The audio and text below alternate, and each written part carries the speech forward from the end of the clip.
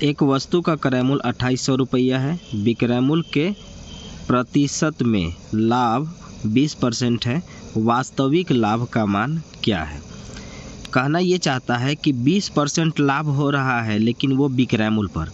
जबकि हमें मालूम है कि लाभ और हानि क्रय मूल्य पर होता है। लेकिन ये एक सवाल जो है मेंस का है, इसलिए ये सवाल पूछ रहा है कि विक्रय मूल्य पर लाभ हो रहा है, तो 20% का मतलब 20/100, 10% का मतलब 10/100, 50% का मतलब 50/100। तो ये बोल रहा है कि 20% का मतलब, तो 20/100 काटेंगे तो 1/5।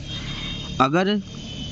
क्रय मूल्य कहाँ होता तो नीचे वाला क्रय मूल्य होता, विक्रय मूल्य बोला है इसीलिए नीचे वाला विक्रय मूल्य होगा, एसपी होगा, और ऊपर में जो बोलेगा वो, जैसे लाभ बोलता तो लाभ, हानि बोलता तो हानि, तो यहाँ लाभ बोला हुआ है प्रॉफिट, तो इसको प्रॉफिट कहेंगे। मतलब फ्रैक्शन को तोड़ेंगे तो नीचे वाला विक्रय मूल्य आएगा, ये विक्रय मूल्य बोला है इसलिए विक्रय मूल्य आएगा, तो ये विक्रय मूल्य है 5, लाभ है 1। तो बताइए कि बेचे हैं 5 रुपया में, 1 रुपया के लाभ हुआ है, तो खरीद करके कितना में लाए थे, 4 रुपया में, तो 4 रुपया बना क्रय मूल्य यानी सीपी, 4 रुपया बना क्रय मूल्य यानी सीपी। अब हमारे पास यहाँ 4 रुपया क्रय मूल्य है और क्वेश्चन में कह रहा है कि 2800 है, तो 4 रेशियो का वैल्यू 2800, तो 1 रेशियो का वैल्यू 700, और 1 रेशियो का वैल्यू ही हमारा लाभ है यानी प्रॉफिट है, आंसर 700। कुछ ही सेकंड में ये सवाल आराम से बन गया। तो आप इस टाइप के जो भी सवाल होंगे वो आप इसको ओरली बना सकते हैं। जैसे देखिए 20% का मतलब 1/5, विक्रय मूल्य बोला है इसीलिए नीचे 5 विक्रय मूल्य होगा, 1 लाभ होगा, तो बेचे हैं 5 में, 1 रुपया का लाभ हो रहा है यानी खरीदे हैं 4 रुपया में, 4 रुपया का वैल्यू 2800, 1 रुपया का वैल्यू 700, और 1 रुपया ही है जो प्रॉफिट है, तो आंसर होगा मेरा 700, यानी वास्तव में जो इसका वास्तविक जो लाभ है ना वो 700 है, तो आंसर हो गया 700। लिखने के लिए 700 को आप 4 से भाग दे देंगे, 1 रेशियो का वैल्यू आ जाएगा आपका 700, और 1 रेशियो जो हमारा है वो लाभ है, आंसर होगा 700। एक वस्तु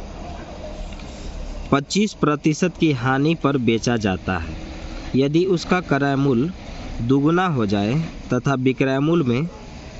660 रुपये की वृद्धि कर दी जाए तो 20% का लाभ प्राप्त होता है। वस्तु का वास्तविक क्रय मूल्य क्या है, सीपी। तो देखिए यहाँ पे कहता है कि बात अगर परसेंटेज का हो तो आप 100 माने, तो यहाँ पर 25% का हानि हो रहा है, तो इसका मतलब अगर वो खरीद करके 100 रुपया में लाया होगा तो 25% हानि का मतलब 25 रुपया हानि, तो वो बेचेगा, विक्रय मूल्य उसका होगा 75 रुपया, खरीद के 100 में लाया है, 25% हानि यानी 75 में बिक गया वो सामान। अब कहता है कि अगर उसका क्रय मूल्य दुगना हो जाए यानी 100 से 200 हो जाए, तब बोलता है कि दुगना हो जाए और विक्रय मूल्य में 660 रुपये की वृद्धि हो जाए तो 20% का लाभ प्राप्त होता है। यानी अगर मेरा क्रय मूल्य 200 हो गया और हमें 20% का लाभ होगा तो मेरा विक्रय मूल्य कितना होगा, तो 200 का 20% लाभ का मतलब 120/100, 50% 150/100, 30% लाभ 130/100, तो यहाँ 20% लाभ का मतलब 120/100, डबल जीरो यहाँ से खत्म, 12 दूना 24, 240 रुपया। अब देखिएगा खरीद के लाए थे 200 में, बेचे हैं 240 में, 12 दूना 24।